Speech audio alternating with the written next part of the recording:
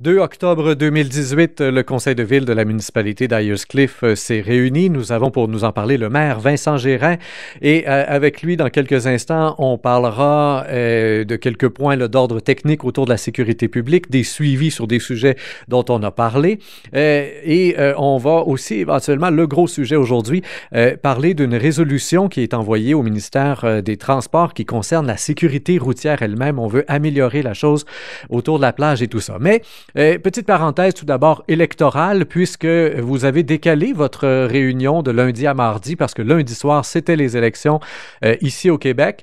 Changement totalement pour le comté d'Orford dans lequel nous sommes ici. On passe des libéraux à la CAQ. Est-ce que, M. Gérin, vous avez déjà un peu connaissance de ce que les caquistes ont proposé en fait politique municipale ou si maintenant on devra justement s'asseoir et puis regarder un peu vers quoi eux s'enlignent là? Alors, bonjour, M. Perra, bonjour à tous. Quand des votes sont majoritaires comme ceux qu'on a vécu lundi dernier, il faut se rallier à la décision populaire qu'on ait été pour ou contre la politique du parti qui est maintenant au pouvoir.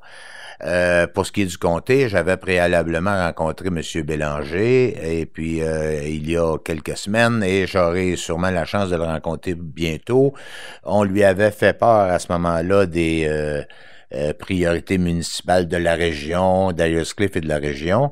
Puis on aura sûrement l'occasion d'en discuter dans les prochaines semaines, prochains jours. J'imagine qu'il y a beaucoup de chats à fouetter présentement, là. Est-ce que vous savez si, politiquement parlant, on le voit en tout cas au niveau des commissions scolaires, on prône l'abolition des commissions scolaires, ce sur quoi on met l'emphase, c'est la décentralisation des pouvoirs. On veut redonner plus de pouvoir aux écoles. Du côté des hôpitaux aussi, on voudrait décentraliser le pouvoir du côté de la CAQ, encore une fois. Est-ce qu'il y a ce même mouvement vers les municipalités? Un mouvement qui a déjà été débuté par les libéraux dans le dernier mandat, là, en redonnant plus de pouvoir aux municipalités. Est-ce que ça va continuer dans ce mouvement-là, vous croyez, du côté des caquistes, ou si on va avoir tendance à recentrer encore vers Québec?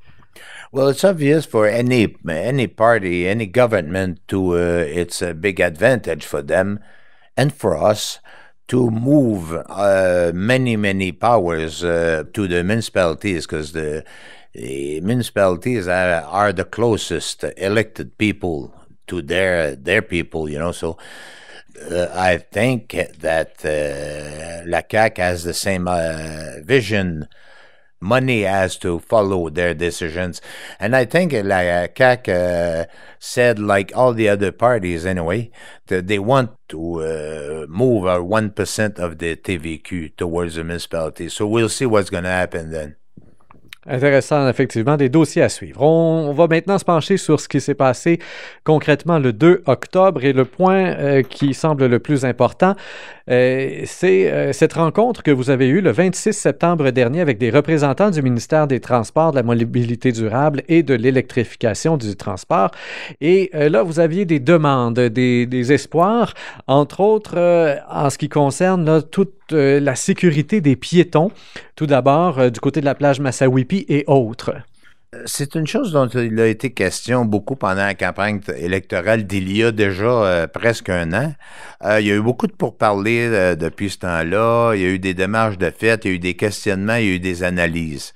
On en a, la dernière rencontre que j'ai eue avec le ministère des Transports le 26 septembre, bon, et c'était avec des points beaucoup plus précis que ce dont on discutait précédemment. Donc, on parle évidemment l'affichage aux traverses piétonnières, comme par exemple face à la banque, face au marché tradition, au coin Sanborn Main, face au quai Gazebo à l'entrée du lac, face à la... Qu'est-ce qu'on entend? Je lis ici dans votre résolution, on veut des enseignes modernes pour les traverses piétonnières. Qu'est-ce que c'est qu'une enseigne moderne, au juste?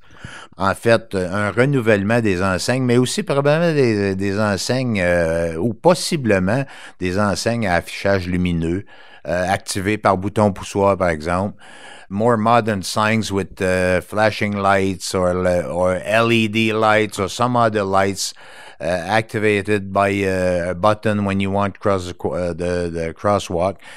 It's not decided yet, MTQ says that they're not for this, but they didn't say that we can't. So anyway, we will move towards something very, very soon for this.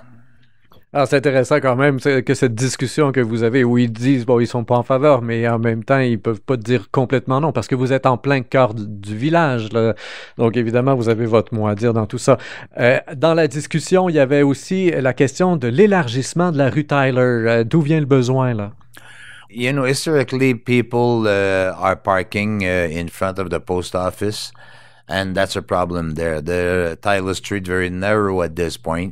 Et nous voulons analyser la situation. Alors, est-ce qu'on devrait élargir la rue Tyler? Il y a beaucoup de circulation maintenant qui sort de la rue Wolftech. Parce que c'est une usine en forte expansion, comme tout le monde le sait. C'est une industrie très importante dans le village. Et le coin Tyler, bureau de poste, Main, doit être les espaces de stationnement en face du bureau de poste, en face de la bibliothèque. Tout ça doit être revisé et peut-être un certain réaménagement de la rue Tyler peut être envisagé. Et donc, ce qu'on fait, en fait, c'est qu'on demande au ministère d'analyser la chose ou si on va faire l'analyse à l'interne et après, on va arriver avec les résultats de l'analyse au ministère. Comment on procède, là? On demande au ministère de faire l'analyse et en collaboration avec nous. Après ça, ils nous font des suggestions ou ils nous font des non-suggestions, mais ils sont très ouverts à analyser.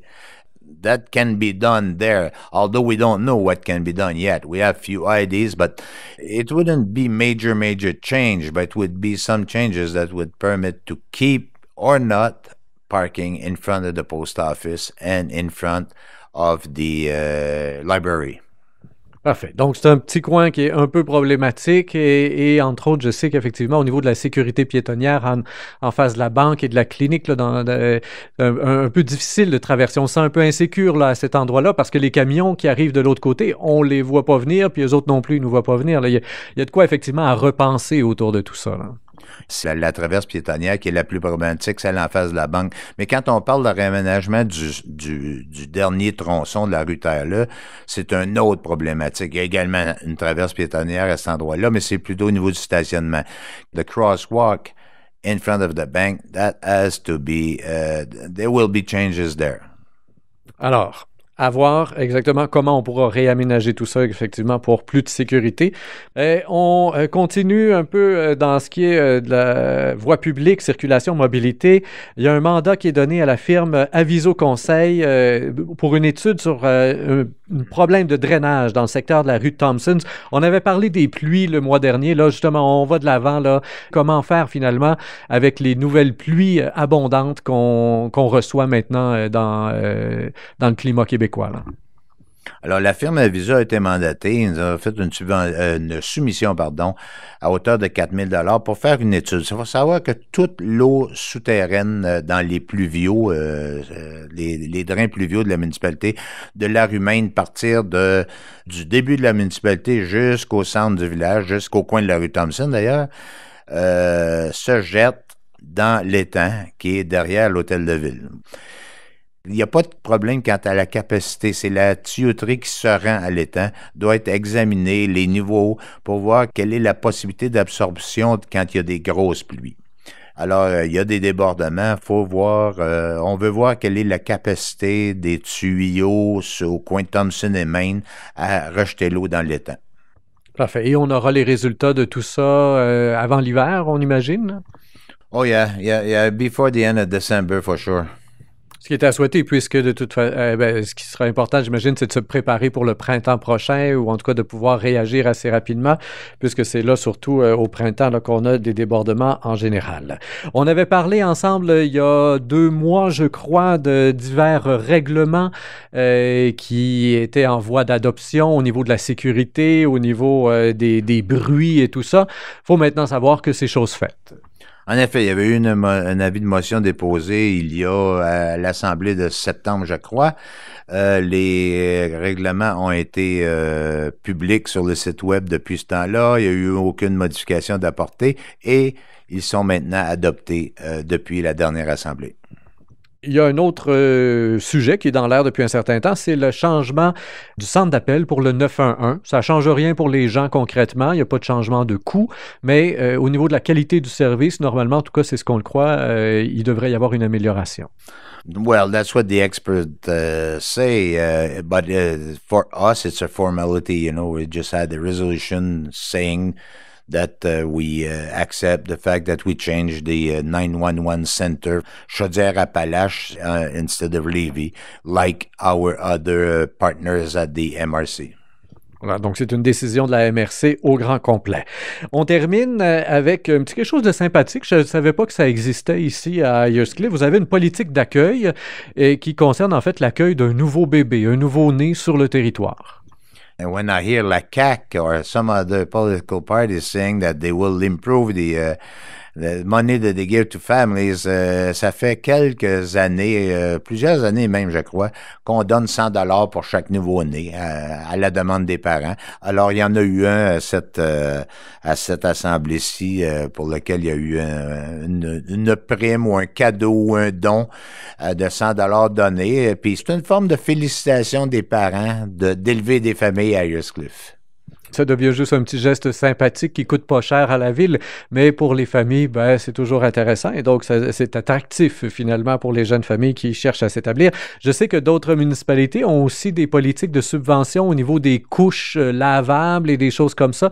Est-ce que vous avez ça en plus ou si le 100 $ fait acte de cadeau et puis après ça, les gens font bien ce qu'ils veulent avec? Effectivement, pour l'histoire des couches lavables, j'ai ouï dire, il y a quelques personnes qui ont mentionné que ce serait peut-être intéressant. Ben moi, c'est ces personnes-là qui le manifestent, que manifestez-vous à la municipalité, faites une demande, déposez un projet, un genre de projet à cet égard-là, ou une analyse, ou nous présenter une politique qui existe ailleurs, et à ce moment-là, on verra si elle est adaptable et si c'est faisable de l'instaurer à Ayers-Cliff, voilà. Mais pour le 100 $, non, les gens, s'ils veulent acheter des couches jetables ou non, ou s'ils veulent acheter de la nourriture pour bébé, ou juste se payer une gardienne aussi pour quelques soir pour avoir du temps de couple ensemble pour une sortie, c'est leur choix. Vincent Gérin, maire de la municipalité d'Ayers-Cliff, merci bien pour cette entrevue. On se retrouve donc le mois prochain. Quant à vous, chers auditeurs, je vous invite comme toujours à faire circuler l'entrevue dans vos réseaux sociaux, sur Facebook, Twitter ou ailleurs. Au microphone, Rémi Perra.